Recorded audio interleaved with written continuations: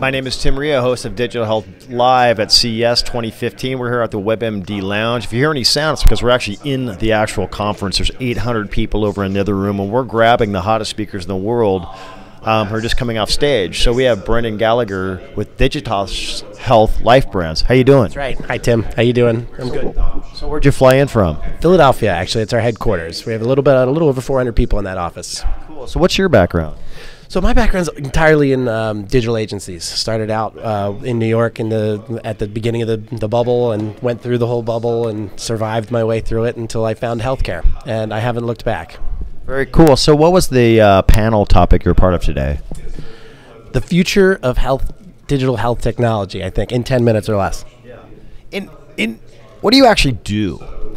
So we're an agency, a full-service agency that's digital at the core, and we help our clients' brands fit meaningfully into people's lives. And what that means essentially is we fundamentally believe that if you help people make more confident healthcare decisions around their health, you will inspire brand, loyalty. Okay. So what were some of the hot points on the topic today on the stage? So I essentially broke it down into three major trends that we see that, what are you supposed to get in 10 minutes in terms of, the entire future of the digital health. But the three that I think we are focusing on, because it follows people, is one is essentially that the pipes for connected health experiences are we're seeing finally getting laid. You know what I mean? So we've had all these disparate services that, the API essentially has been me. It's been on me to be able to connect my Fitbit to and tell my doctor how many steps I've walked.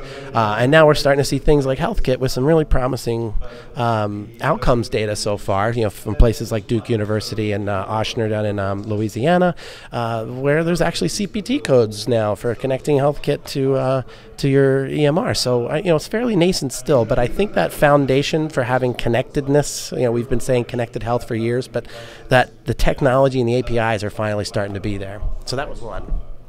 That was one. That was one. Two was we're increasingly becoming carejackers, what we're calling carejackers, which is we're taking control of our own health. And there are a lot of things that are enabling that. But three of the big ones are new products and services that are allowing us to diagnose ourselves, self-diagnose. Two is that essentially the transparency around the pricing is becoming a big deal now. Tons of companies are getting into that space. And then three is that essentially... rats. What's the third one? The third one was... well, the third major trend essentially is that we're all becoming more and more cyborgs. Yeah, no, I have a friend who actually does human cyborg research, and if you look at the kids these days especially, they all seem to have iPhones, and they're on these devices more than, it's just transparent. Yeah, it's amazing. I mean, when we were young, when you were watching the Jetsons and whatnot, the future, there would look like flying cars. But never in a million years did I imagine that we'd be walking around with little squares in our pockets with the answers to everything on them. Yeah, I can actually take my cell phone now and put it in a headset and be in virtual reality. And it's cool being here at CES and with the Digital Summit, Jill, Gilbert, pulling in all the futuristic technologies that you can see here today. Yeah, a lot. Major props to Jill Gilbert for pulling this together.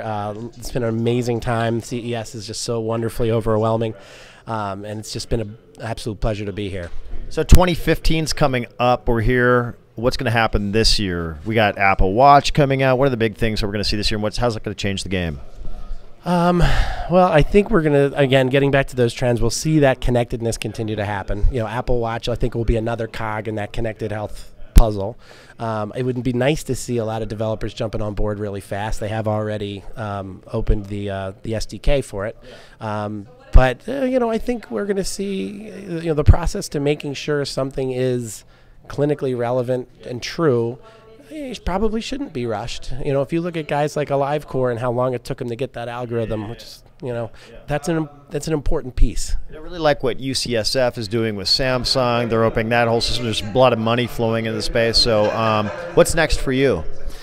Next for me is essentially to get more and more brands that are willing and able and excited to start working on projects and services that fit that second half of the chessboard metaphor, that exponential acceleration in terms of digital health.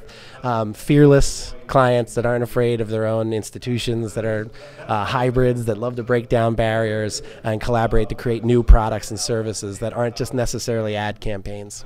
Hey, well, thanks for stopping by the WebMD studio. Cheers. My pleasure. Thanks, Tim.